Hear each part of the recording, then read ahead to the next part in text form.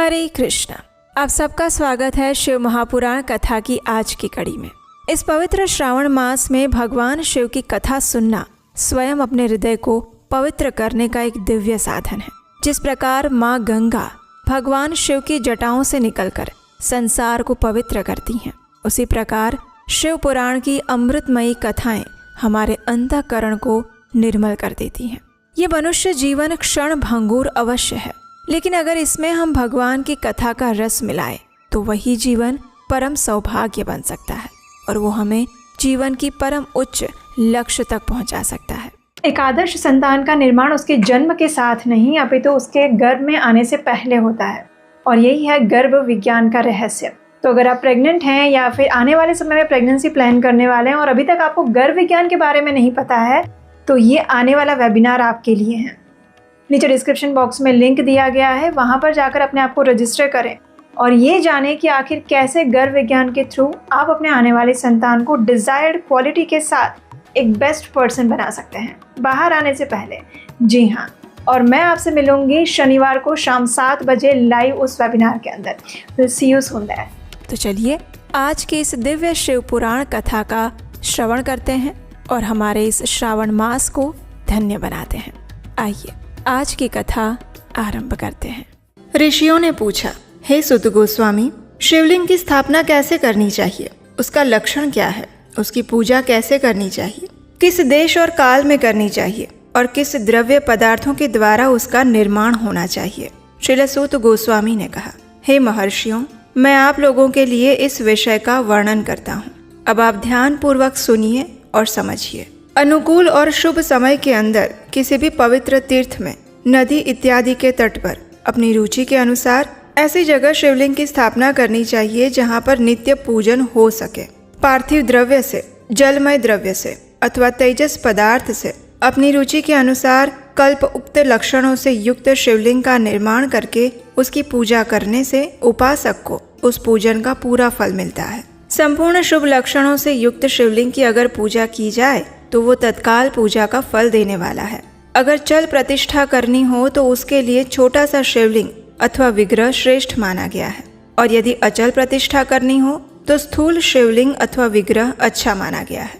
चल प्रतिष्ठा का अर्थ है ऐसा शिवलिंग जिसे आप कहीं भी लेकर जा सकें, और अचल प्रतिष्ठा का अर्थ है एक बार शिवलिंग की स्थापना जहाँ पर कर दी उसके बाद उसे कहीं पर भी हिलाना नहीं है। उत्तम लक्षणों से युक्त शिवलिंग की पीठ सहित स्थापना करनी चाहिए। शिवलिंग का पीठ मंडलाकार यानी कि गोल, चौकोर, त्रिकोण या फिर खाट के पाए की भांति ऊपर नीचे मोटा और बीच में पतला होना चाहिए। ऐसा लिंग पीठ महान फल देने वाला होता है। सबसे पहले मिट्टी से, प्रस्तर आदि से अथवा लोहे आदि से शिवलिंग का निर्माण करना चाहिए। जिस द्रव्य से शिवलिंग का निर्माण हो उसी से उसका पीठ भी बनाना चाहिए। यही स्थावर यानी कि अचल प्रतिष्ठा वाले शिवलिंग की विशेष बात है। चर शिवलिंग के अंदर भी लिंग और पीठ का एक ही उपादान होना चाहिए, यानी कि वो दोनों ही एक ही पदार्थ से बने हुए होने चाहिए। लेकिन बाण लिंग के लिए ये नियम नहीं है। लिंग की लंबाई निर्माणकर्ता या फिर स्थापना करने वाले यजमान के 12 अंगुल के बराबर होनी चाहिए। ऐसे ही शिवलिंग को उत्तम कहा गया है।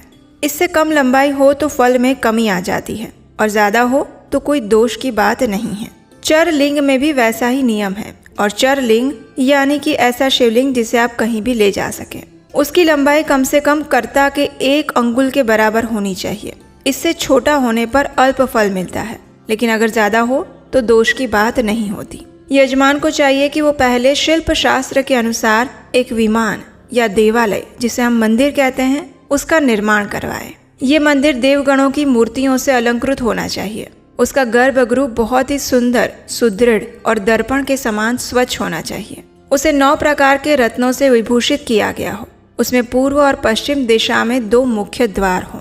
जहाँ शिवलिंग की स्थापना करनी हो उस स्थान के गर्त में नीलम, लाल वैदूर्य, श्याम, मरकत, मोती, मूंगा, गोमेद और हीरा, इन 9 रत्नों को और अन्य महत्वपूर्ण द्रव्यों को वैदिक मंत्रों के साथ छोड़ना चाहिए, और उस समय कुछ वैदिक मंत्रों का पाठ करना चाहिए, जैसे कि सद्यो जातम प्रपद्यामि, सद्यो जाताय वै नमो नमः, भवे भवे नाति भवे, भवस्व मां भवोद्भवाय नमः।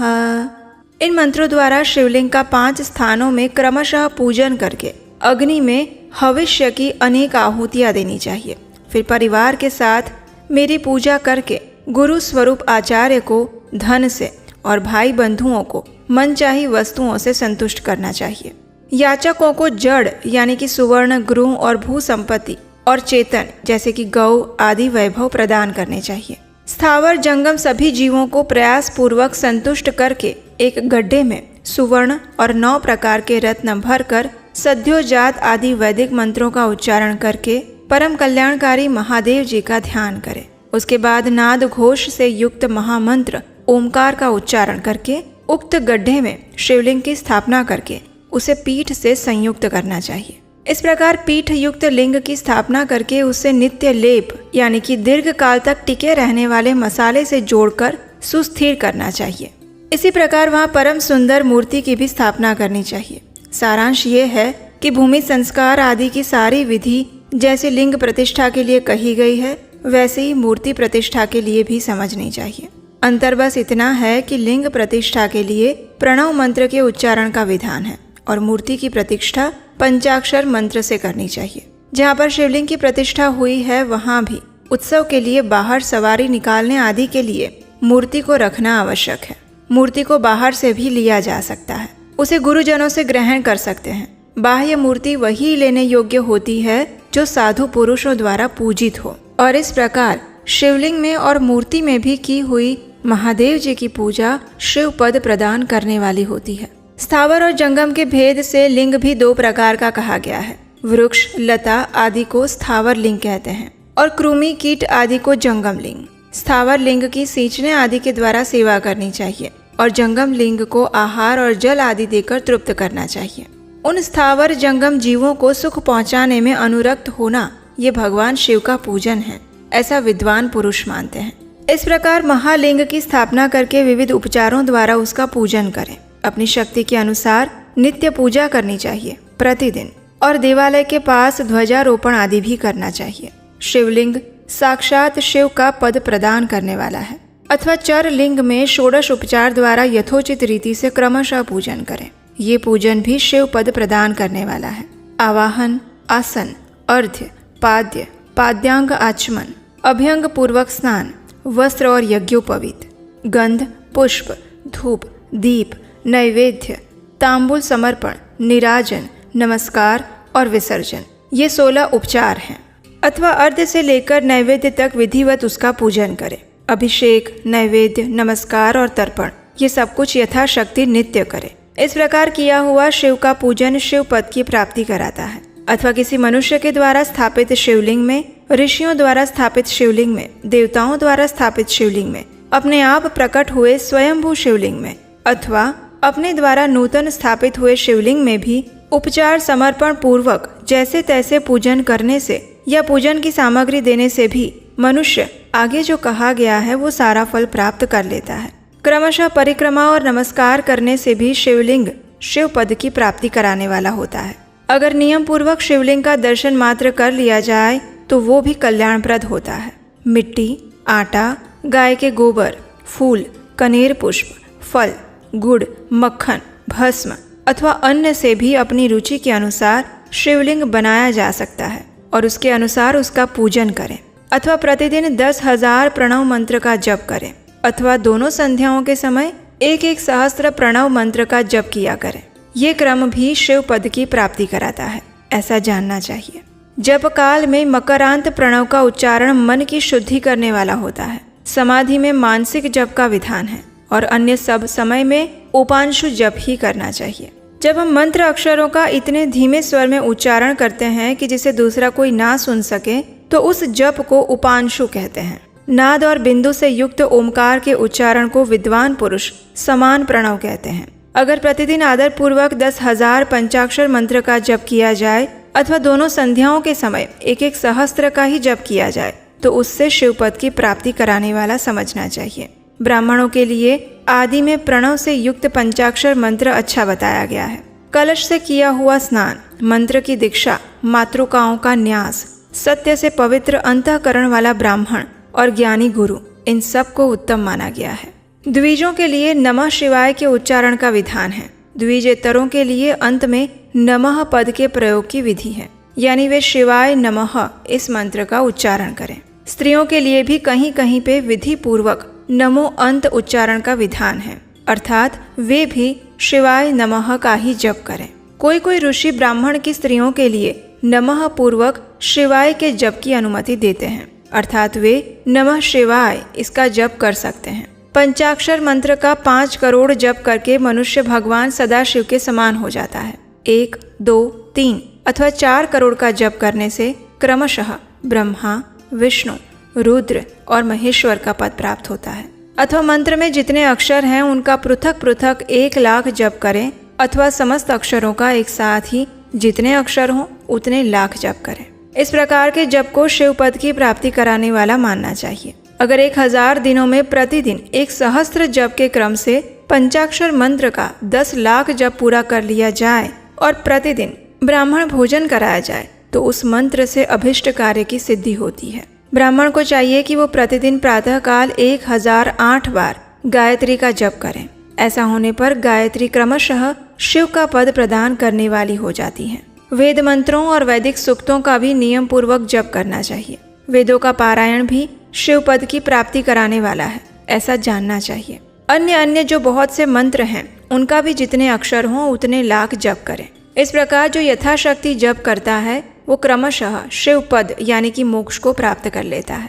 अपनी रुचि के अनुसार किसी एक मंत्र को अपनाइए और मृत्यु पर्यंत प्रतिदिन उसका जप करते रहिए। और ओम इस मंत्र का प्रतिदिन 1 सहस्त्र जप करना चाहिए। ऐसा करने पर भगवान शिव की आज्ञा से संपूर्ण मनोरथों की सिद्धि होती है। जो मनुष्य भगवान शिव के लिए फुलवाड़ी या बगीचे आदि लगाता है और शिव के सेवा कार्य के लिए मंदिर में झाड़ने बुहारने आदि की व्यवस्था करता है, वो इस पुण्य कर्म को करके शिव पद प्राप्त कर सकता है। भगवान शिव के जो काशी आदि क्षेत्र हैं उनमें भक्ति पूर्वक नित्य निवास करें। वो जड़ चेतन सभी को भोग और मोक्ष देने वाला होता है। अतः विद्वान पुरुष को भगवान शिव के क्षेत्र में आमरण निवास करना चाहिए। पुण्य क्षेत्र में स्थित बावड़ी, कुआं और पोखरे आदि को शिव गंगा समझना चाहिए। भगवान शिव का ऐसा ही वचन है। वहाँ स्नान, दान और जप करके मनुष्य भगवान शिव को प्राप्त कर लेता है। अतः मृत्यु पर्यंत शिव के क्षेत्र का आश्रय लेकर रहना चाहिए। जो शिव के क्षेत्र में अपने किसी मृत संबंधी का दाह, दशा, मासिक श्राद्ध, सपिंडकरण अथवा वार्षिक श्राद्ध करता है अथवा कभी भी शिव के क्षेत्र में अपने पितरों को पिंड देता है, वो तत्काल सभी पापों से मुक्त हो जाता है और अंत में शिव पद को प्राप्त करता है। शिव के क्षेत्र में 7, 5, 3 या फिर 1 रात्रि भी निवास करना चाहिए। ऐसा करने से भी क्रमशः शिव पद की प्राप्ति होती है। लोक में अपने अपने वर्ण के अनुरूप सदाचार का पालन करने से भी मनुष्य मोक्ष प्राप्त करता है। वर्ण अनुकूल आचरण से और भक्ति भाव से वो अपने सत्कर्म का अतिशय फल पाता है। कामना पूर्वक किए हुए अपने कर्म के अभिष्ट फल को शीघ्र ही पा लेता है। निष्काम भाव से किया हुआ सारा कर्म साक्षात शिव पद की प्राप्ति करने वाला होता है। दिन के 3 विभाग होते हैं, प्रातः, मध्याह्न और सायं। इन तीनों में क्रमशः एक एक प्रकार के कर्म का संपादन किया जाता है। प्रातः काल में शास्त्र विहित नित्य कर्म के अनुष्ठान का समय जानना चाहिए। मध्याह्न काल सकाम कर्म के लिए उपयोगी है और सायं काल शांति कर्म के लिए उपयुक्त है। इसी प्रकार रात्रि में भी समय का विभाजन किया गया है।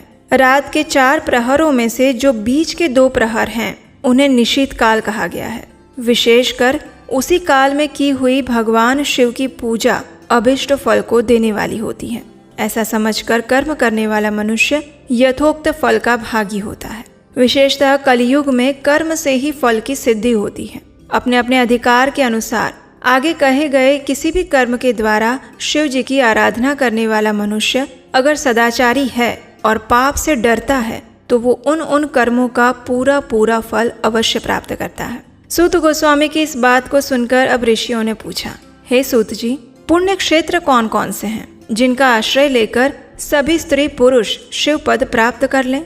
ये भी हमें संक्षेप से बताइए। ये सुनकर सूत गोस्वामी ने कहा, विद्वान और बुद्धिमान महर्षियों, मोक्षदायक शिव क्षेत्रों का वर्णन अब आप मुझसे सुनिए। अब मैं आपको कौन कौन से शिव क्षेत्र हैं उनके विषय में बताता हूँ। उसके बाद मैं लोक रक्षा के लिए शिव संबंधी आगमों का वर्णन करूंगा। पर्वत, वन और काननों सहित इस पृथ्वी का विस्तार 50 करोड़ योजन है। भगवान शिव की आज्ञा से पृथ्वी संपूर्ण जगत को धारण करके स्थित है।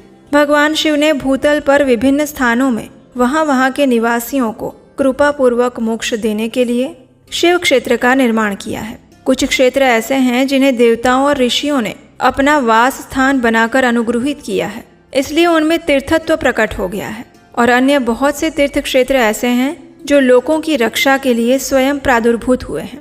तीर्थ और क्षेत्र में जाने पर मनुष्य को सदा स्नान, दान और जप आदि करना चाहिए, अन्यथा वो रोग, दरिद्रता और मूकता आदि दोषों का भागी होता है।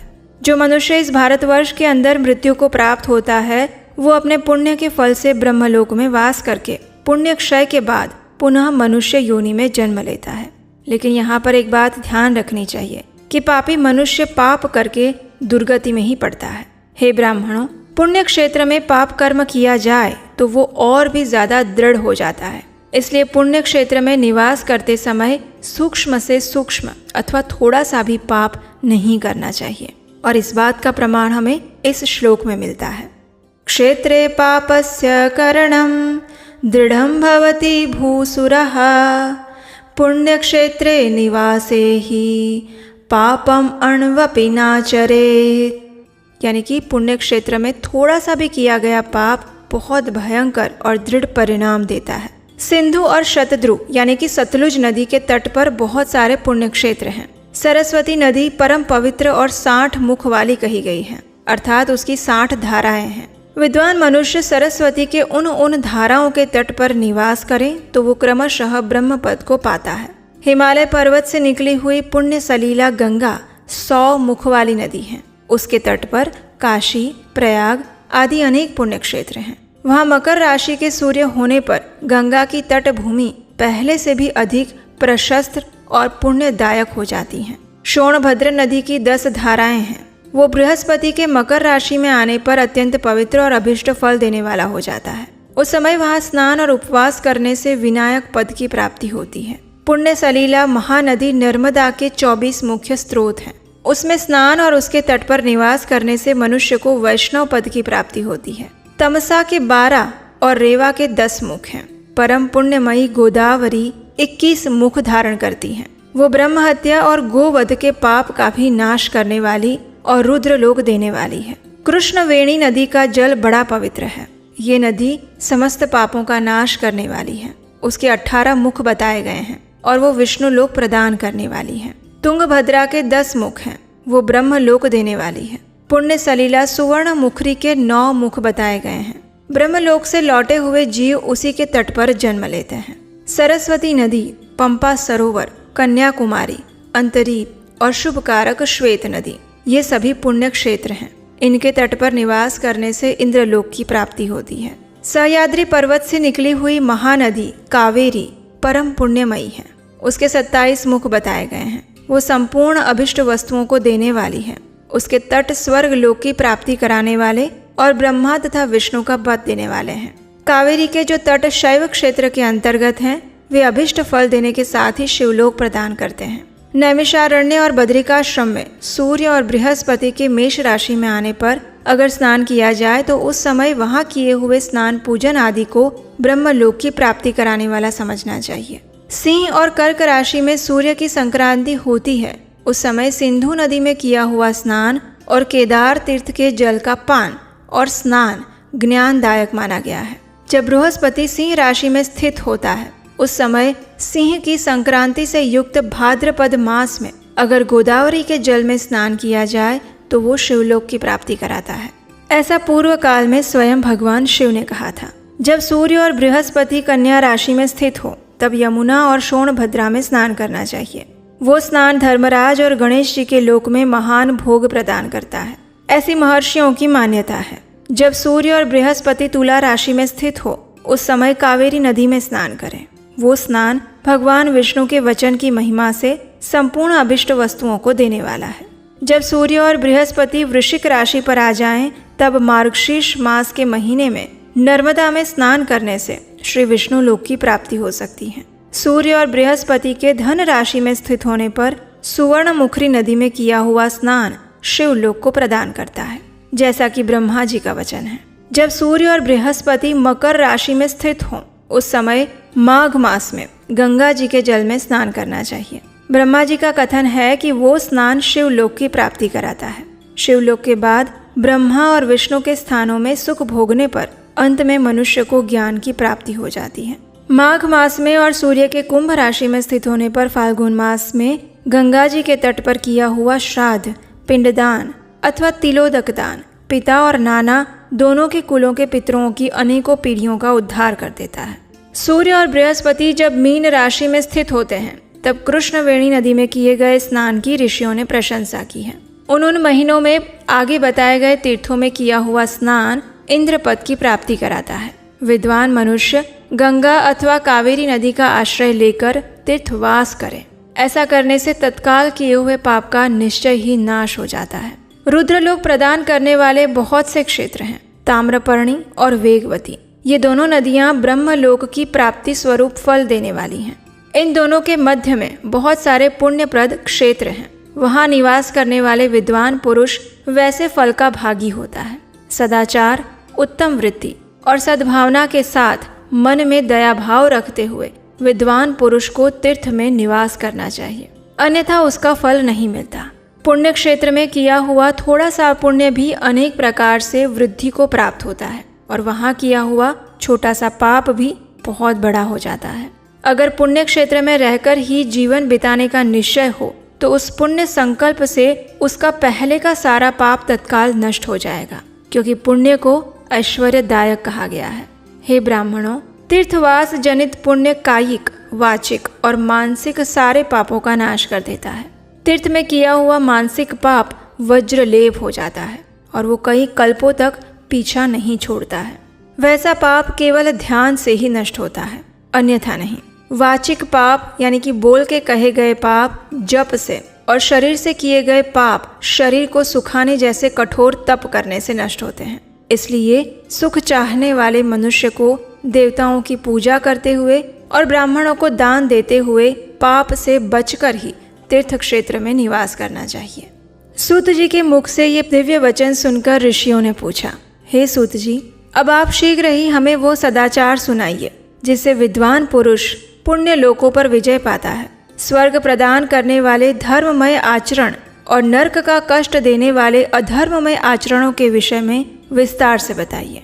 श्रील सूत गोस्वामी ने कहा, हे ऋषियों, सदाचार का पालन करने वाला विद्वान ब्राह्मण ही वास्तव में ब्राह्मण नाम धारण करने का अधिकारी है।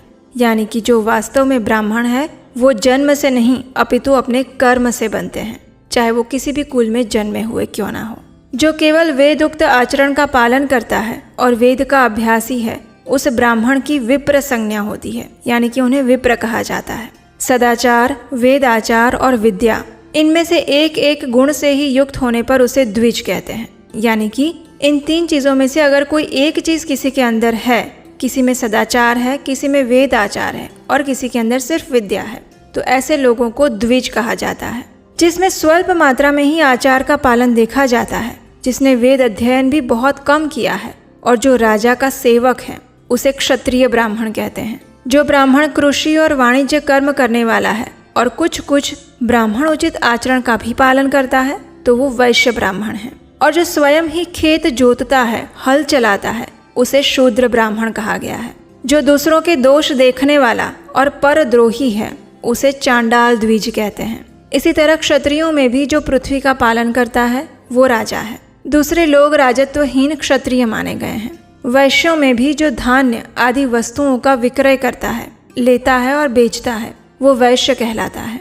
दूसरों को वणिक कहते हैं। जो ब्राह्मणों, क्षत्रियों और वैश्यों की सेवा में लगा रहता है, वही वास्तव में शूद्र कहलाता है। जो शूद्र हल जोतने का काम करता है, उसे वृषल समझना चाहिए।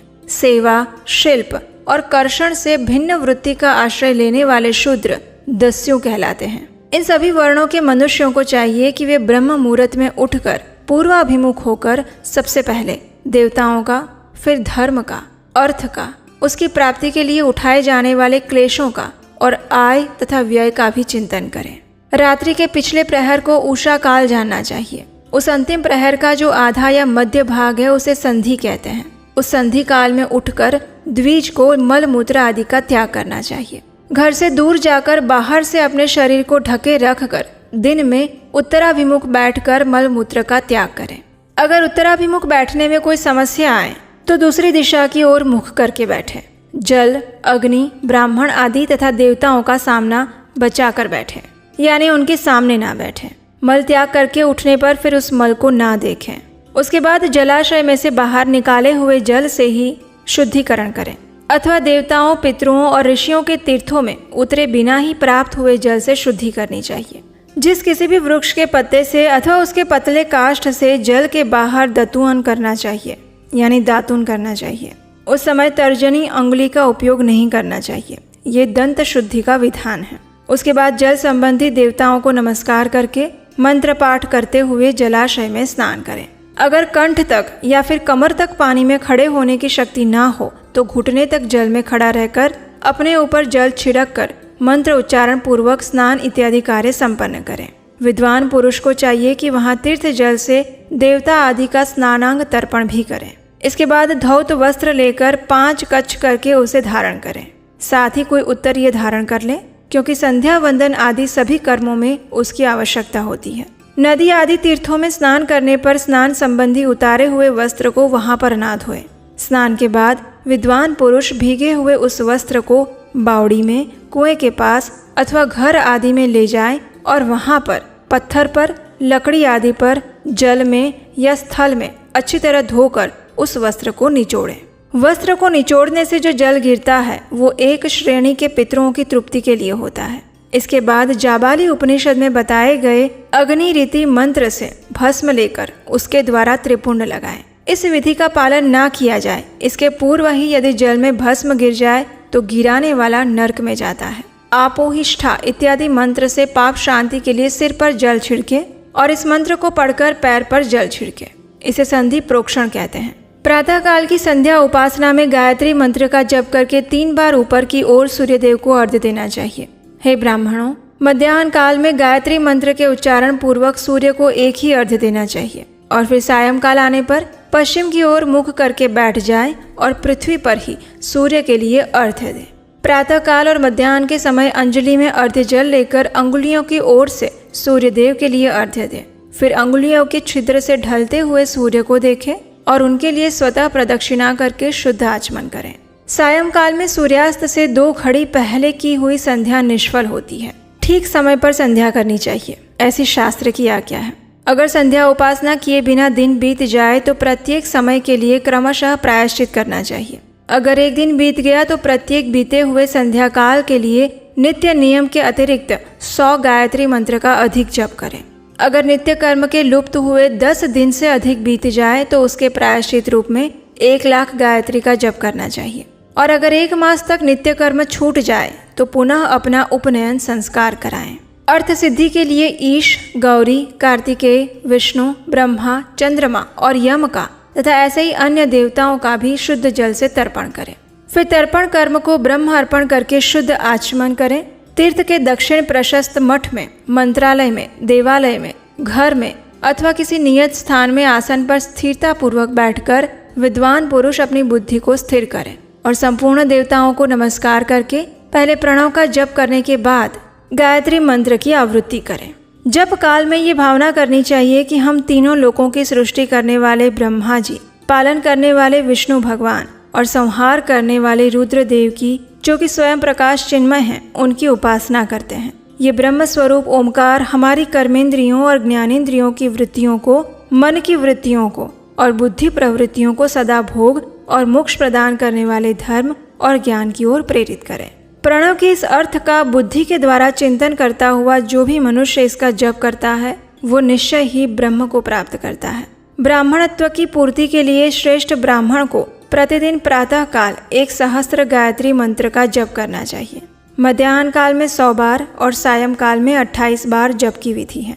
अन्य वर्ण के लोगों को अर्थात क्षत्रिय और वैश्य को तीनों संध्याओं के समय यथासाध्य गायत्री जप करना चाहिए।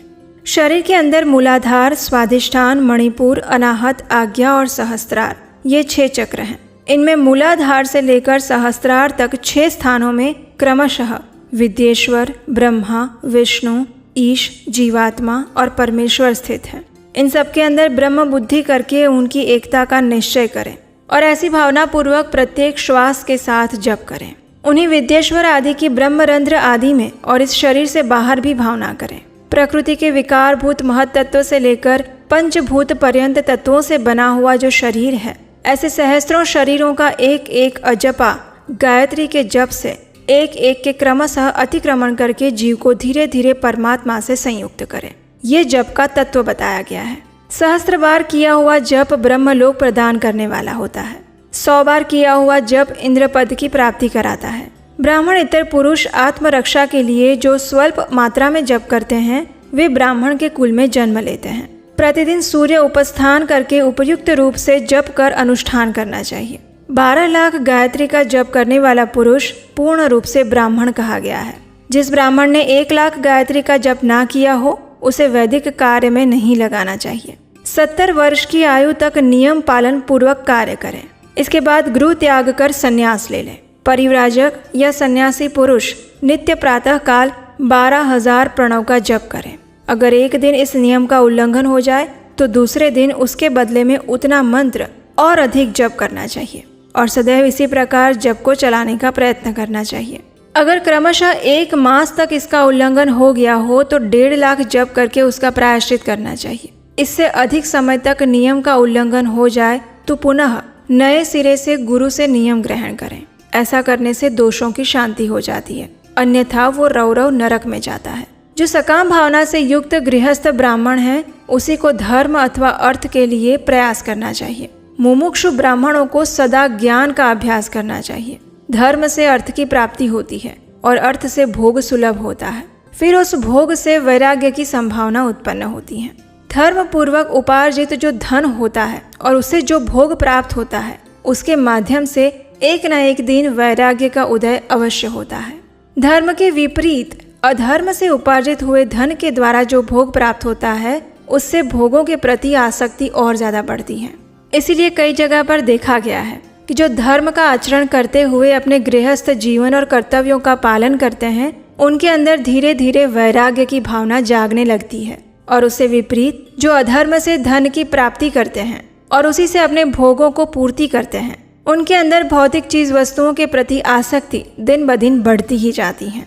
मनुष्य धर्म से धन पाता है और तपस्या से उस दिव्य स्वरूप की प्राप्ति होती है। कामनाओं का त्याग करने वाले पुरुष के अंतःकरण की शुद्धि होती है और उस शुद्धि से ज्ञान का उदय होता है और उसमें कोई संशय नहीं है।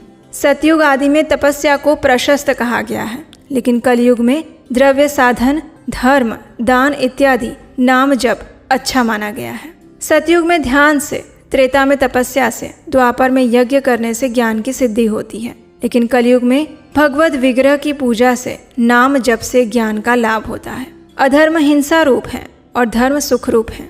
अधर्म से मनुष्य दुख पाता है और धर्म से वो सुख और अभ्युदय का भागी होता है। दुराचरण करने से उसे दुख मिलता है और सदाचरण करने से सुख। अतः भोग और मोक्ष की सिद्धि के लिए भी धर्म का उपार्जन करना चाहिए, धर्म का पालन करना चाहिए।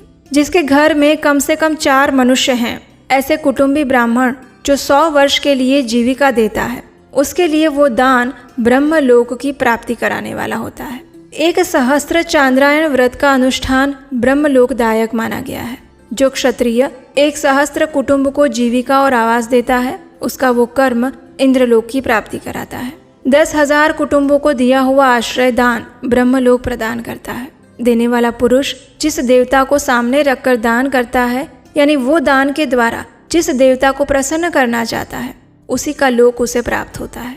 और ये बात वेद वेदता पुरुष अच्छे से जानते हैं। धनहीन पुरुष सदैव तपस्या का उपार्जन करें, क्योंकि तपस्या और तीर्थ सेवन से अक्षय सुख प्राप्त करके मनुष्य उसका उपभोग करता है। इसके बाद सूत गोस्वामी ने धन के उपार्जन की विधि बताई है कि आखिर धर्म पूर्वक किस प्रकार धन को उपार्जित किया जा सके। सूत गोस्वामी ने कहा, हे ऋषियों, अब मैं न्यायतः धन के उपार्जन की विधि बता रहा हूँ। ब्राह्मण को चाहिए कि वो सदैव सावधान रहकर विशुद्ध प्रतिग्रह यानी कि दान और ग्रहण तथा याजन यानी कि यज्ञ आदि के द्वारा धन का अर्जन करें। इस धन उपार्जन के लिए वो कहीं पे भी दीनता ना दिखाएं और ना ही अत्यंत क्लेशदायक कोई कर्म करें। क्षत्रिय अपने बाहुबल से धन उपार्जन करें और वैश्य कृषि और गौ रक्षा से अपना धन उपार्जन करें। न्याय उक्त विधि से धन का उपार्जन करके उसका दान करने से दाता को ज्ञान की सिद्धि प्राप्त होती है। ज्ञान सिद्धि द्वारा सभी पुरुषों को गुरु की कृपा और मोक्ष की प्राप्ति होती है। मोक्ष से स्वरूप की सिद्धि होती है, जिससे मुक्त पुरुष परम आनंद का अनुभव करता है। गृहस्थ पुरुष को चाहिए कि वो धन धान्य आदि वस्तुओं का दान करता रहे। वो अपनी प्यास बुझाने के लिए जल और क्षुधा रूपी रोग की शांति के लिए सदैव अन्न का दान करें। खेत, धान्य, कच्चा अन्न अथवा भक्ष्य, भोज्य, लेह्य और चौष्य, ये 4 प्रकार के सिद्ध अन्न दान करने चाहिए। जिसके अन्न को खाकर मनुष्य जब तक कथा श्रवण आदि सद्कर्म का पालन करता है, उतने समय तक उसके किए हुए पुण्य फल का आधा भाग उसके दाता को मिलता है और उसमें कोई संशय नहीं है। और इसीलिए वैष्णवों को, ब्राह्मणों को भोजन दान करने का महत्व बताया गया है। दान लेने वाला पुरुष दान में प्राप्त हुई वस्तु का दान और तपस्या करके अपने प्रतिग्रह जनित पाप की शुद्धि कर ले, अन्यथा उसे रौरव नरक में गिरना पड़ता है। इसका अर्थ है कि अगर आप किसी से दान लेते हैं तो उस दान को भी आपको किसी और को दान करना चाहिए और अधिक से अधिक तपस्या करनी चाहिए, तभी आपको वो दान फलता है। अगर ऐसा नहीं करते तो उस मनुष्य को रौरव नरक में जाना पड़ता है। नित्य, नैमित्तिक और काम्य, ये तीनों प्रकार के कार्य जो होते हैं वो धर्म अर्थ रखे हुए धन से करने चाहिए। साधक को चाहिए कि वो वृद्धि के लिए रखे हुए धन से ऐसा व्यापार करे जिससे उस धन की वृद्धि हो, और उपभोग के लिए रखे हुए धन से हितकारक, परिमित और पवित्र भोग भोगे। खेती से पैदा किए हुए धन का 10वां अंश दान करना चाहिए, इससे पाप की शुद्धि होती है। बाकी धन से धर्म, वृद्धि और उपभोग करें, अन्यथा वो रौरव नरक में पड़ता है, अथवा उसकी बुद्धि पाप पूर्ण हो जाती है, या फिर उसकी खेती ही चौपट हो जाती है। वृद्धि के लिए किए गए व्यापार में प्राप्त हुए धन का 6ठा भाग दान कर देने योग्य होता है। बुद्धिमान पुरुष अवश्य ही उसका दान कर दें।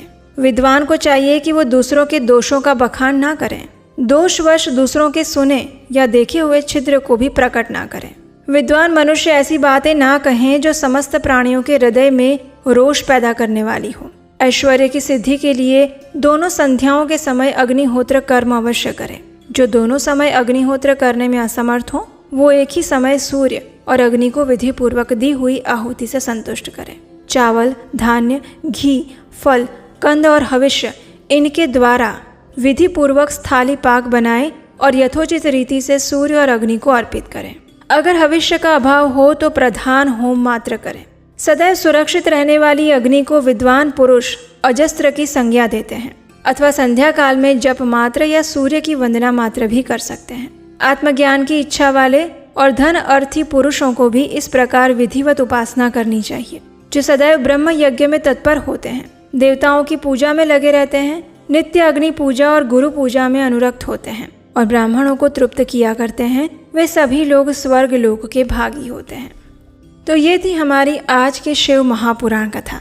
आज की इस कथा को हम यहीं पर विराम देंगे और इसी शिव महापुराण कथा की अगली कड़ी को हम सुनेंगे कल प्रातःकाल आपके अपने चैनल उपदेशाष्टकम पर। इस पवित्र श्रावण मास के अंदर इन शिव महापुराण को ध्यान से सुनिए, दूसरे लोगों को भी शेयर कीजिए और उन्हें भी इनका श्रवण करने के लिए उत्साहित कीजिए।